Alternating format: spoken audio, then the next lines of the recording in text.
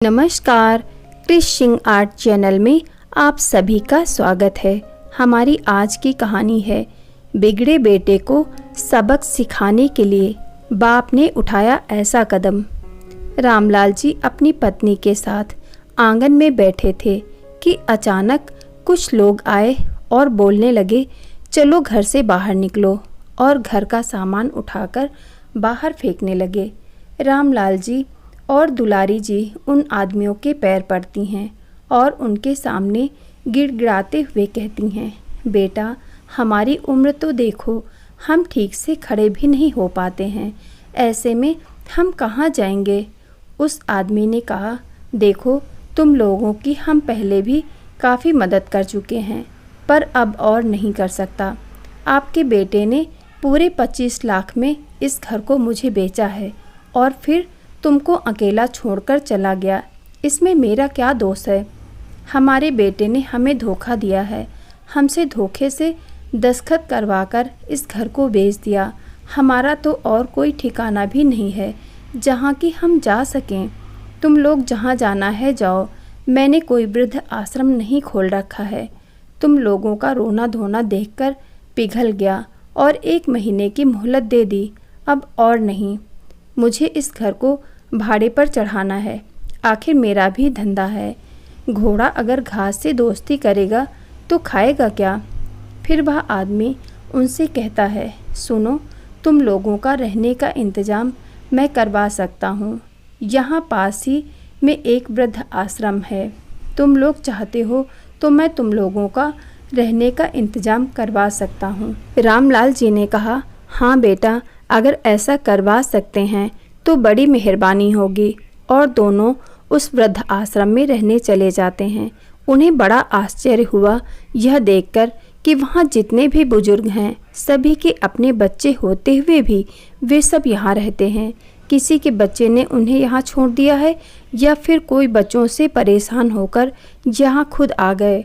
दोनों को वहाँ रहते हुए अभी कुछ ही समय हुआ था कि उन्हें पता चला इस वृद्ध आश्रम को खाली कराया जा रहा है, क्योंकि अब उसका खर्च उठाने वाला कोई नहीं है। सारे बुजुर्ग उदास होकर बैठे थे कि अब हम सब कहाँ जाएंगे। अब तो हमारा एकमात्र सहारा वो भी छिन गया। रामलाल जी ने सोचा था कि चलो अब हम अपना बुढ़ापा यहीं इसी वृद्ध आश्रम में गुजार देंगे, क्योंकि उनके बेटे ने धोखे से उनका सब कुछ छीन लिया और न जाने कहाँ गायब हो गया। और अब तो हमें यहाँ से भी निकाला जा रहा है, अब हम कहाँ जाएंगे।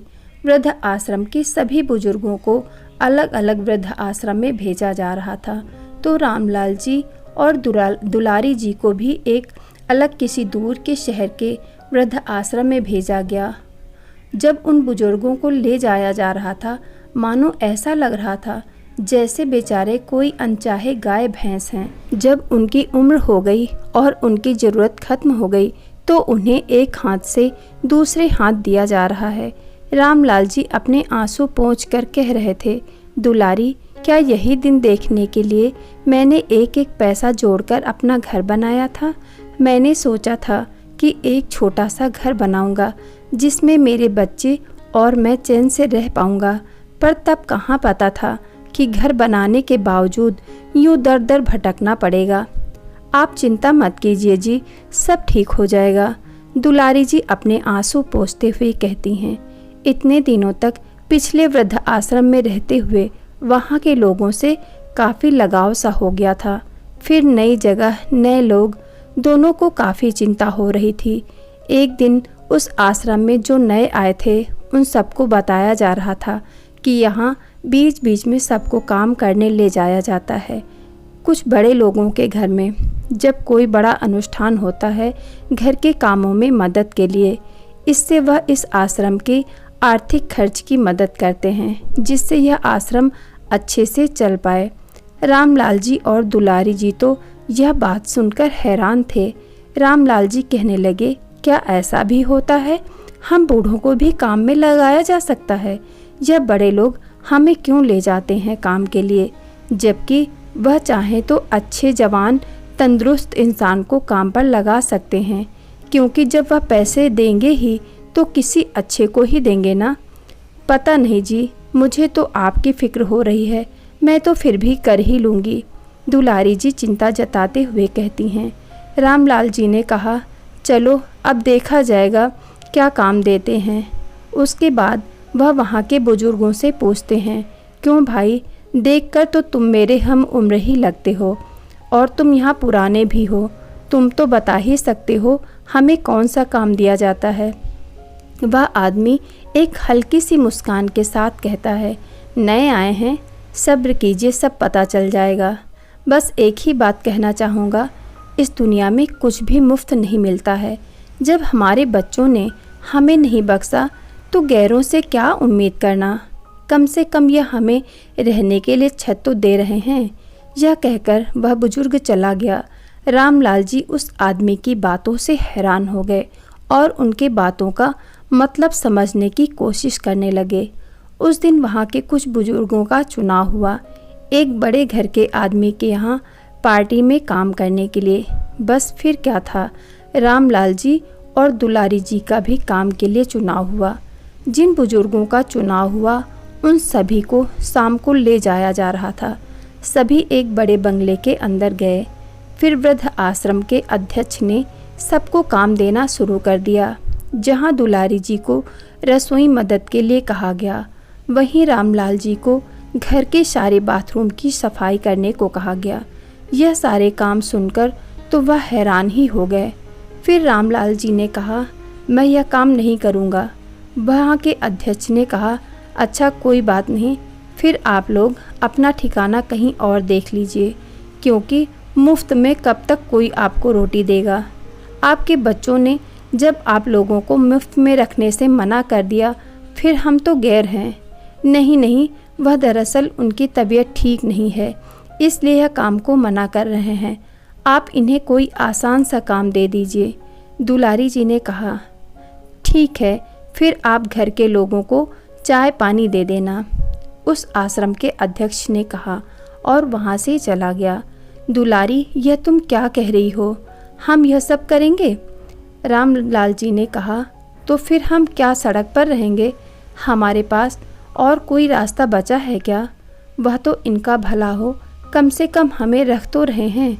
दुलारी, मुझे अभी अभी पता चला इनको अच्छे खासे पैसे मिलते हैं हमें काम पर करवाने के लिए, और इनको हमारे लिए तो कुछ ज़्यादा खर्च करना होता नहीं है, बस सूखी दाल रोटी ही खिलानी होती है। वह बात अलग है, कम से कम यह हमें छत तो दे रहे हैं रहने के लिए, रामलाल जी ने कहा। और फिर दोनों अपने अपने कामों में लग जाते हैं।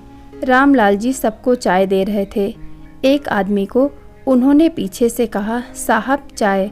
वह आदमी जब चाय लेने पीछे मुड़ा, दोनों ही हैरान हो गए, क्योंकि वह आदमी रामलाल जी का बेटा सार्थक था, जिसकी वजह से आज उनकी ऐसी हालत थी।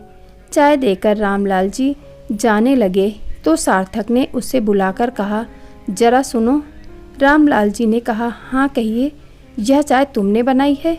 कितनी बकवास चाय है, इसे तुम ही पियो। यह कहकर सार्थक ने उस गर्म चाय को रामलाल जी के मुंह पर फेंक दिया। रामलाल जी गर्म चाय होने की वजह से तिलमिला उठे और रोते रोते कहते हैं, मैंने यह चाय नहीं बनाई, मैं तो बस दे रहा था। ठीक है, जा यहाँ से, सार्थक ने कहा। रामलाल जी जाकर एक कोने में बैठकर आंसुओं को छुपाने की कोशिश करने लगते हैं। तभी दुलारी जी आ जाती हैं और वह रामलाल जी से उनके परेशानी का कारण पूछती हैं। रामलाल जी उन्हें सब कुछ बताते हैं। इस पर दुलारी जी को काफ़ी गुस्सा आ जाता है। वह तुरंत उठकर वहाँ से सार्थक के पास जाने लगती हैं, तो रामलाल जी ने उन्हें रोककर कहा, तुम कहाँ जा रही हो? दुलारी जी ने कहा, उस नालायक को चाटा मारने। इतना सब करके भी उसे चैन नहीं मिला, अपने पिता पर चाय फेंकता है। रामलाल जी ने कहा, और उसकी आज की हरकत के बाद तुम्हें भी अंदाज़ा हो गया होगा कि वह कितने नीचे गिर चुका है। तुम्हें क्या लगता है, क्या उस पर तुम्हारे चाटा मारने का कुछ फ़र्क पड़ेगा? नहीं, उल्टा वह और हमारे लिए मुसीबत खड़ी कर देगा। तो क्या उसे ऐसे ही छोड़ देंगे? कब से उसे ढूंढ रहे थे ताकि उसने ऐसा क्यों किया यह सब जान सकें, और अब जब वह हमारे सामने है तो उसे ऐसे ही जाने दें? नहीं, मैं ऐसा नहीं कह रहा। मैं तो कह रहा हूँ कि उसे उसकी भाषा में ही जवाब देने की ज़रूरत है। मतलब क्या करने वाले हैं आप? दुलारी जी ने पूछा। दुलारी, आजकल के बच्चों को लगता है वह कुछ भी करेंगे और माता पिता उसे सहते रहेंगे, पर वह गलत हैं। अगर वह पैसों के लिए इतना नीचे गिर सकते हैं तो मैं भी उसका बाप हूँ। सार्थक बोला, ए बूढ़े, जरा इधर आना। सिर्फ चाय ही देगा? जा कुछ खाने को लेकर आ। रामलाल जी जाकर उसके लिए मिठाई लेकर आते हैं। मिठाई खाकर सार्थक अपना हाथ रामलाल जी के कमीज में पोंछ देता है और कहता है, जरा मेरे जूते साफ करो, गंदे हो गए हैं।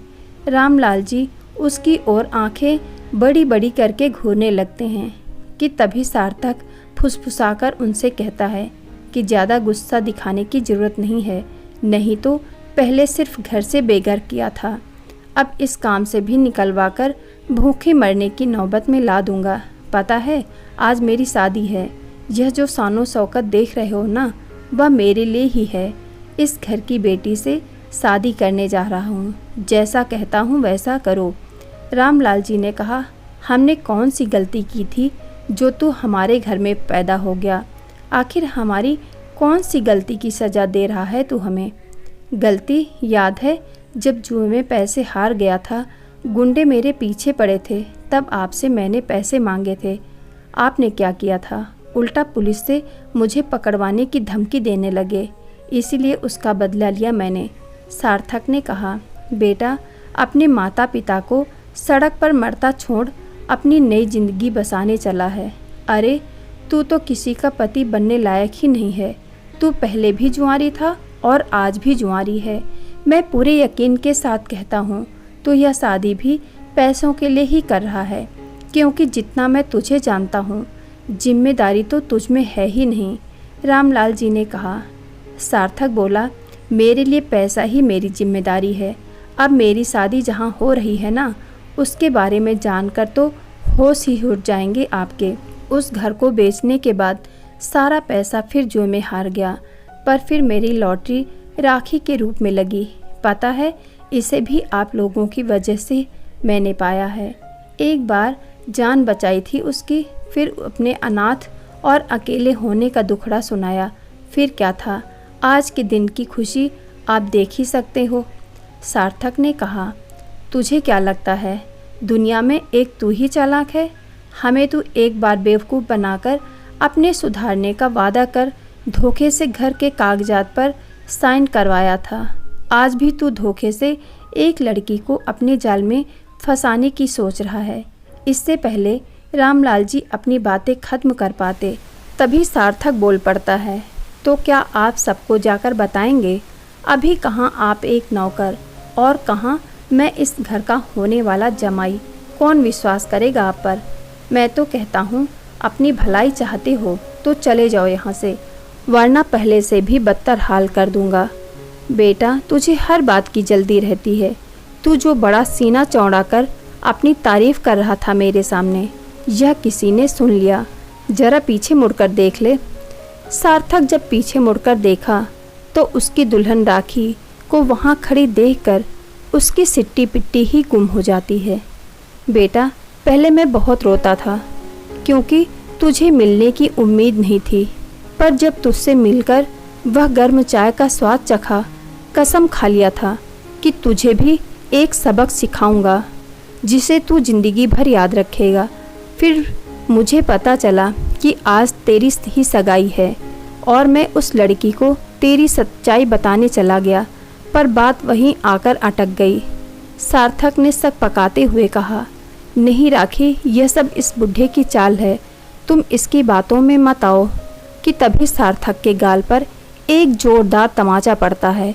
तुम्हारी हिम्मत कैसे हुई मेरे साथ इतना बड़ा धोखा करने की? शादी में आए सभी लोग दूल्हे को आश्चर्य भरी नज़रों से देख रहे थे। सार्थक कुछ कहता कि एक और तमाचा उसके गाल पर पड़ा। खबरदार, जो अपनी गंदी जुबान से मेरा नाम भी लिया तो। अरे, जो अपने माता पिता को धोखा दे सकता है, उसका क्या भरोसा कि कल को मुझे धोखा नहीं देगा। दुल्हन का ऐसा रुद्र रूप देखकर सभी लोग हैरानी से राखी को देख रहे थे। दुलारी जी उसके सामने गुस्से में खड़ी कहती हैं, अपने माता पिता के साथ खेल कर चैन नहीं मिला तुझे, अब इसको अपना शिकार बनाने चला है। देख दुनिया कितनी छोटी है, तेरा किया आज तुझ पर आकर पड़ा। तूने हमें बेघर किया। हम एक वृद्ध आश्रम पहुँचे, वहाँ से दूसरे वृद्धाश्रम और वहाँ के काम से यहाँ। शायद तुझे सज़ा दिलवाना हमारे हाथों में ही लिखा था। राखी बोली, आंटी जी आप चिंता मत कीजिए, इस अनाथ को अब इसके असली घरवाले मिलेंगे जेल में। सार्थक रोता हुआ अपने माता पिता से माफ़ी मांगने लगता है, लेकिन उसके मम्मी पापा उसे आज माफ़ नहीं कर सके। फिर पुलिस आकर फ्रॉड के इल्ज़ाम में सार्थक को पकड़कर ले जाती है।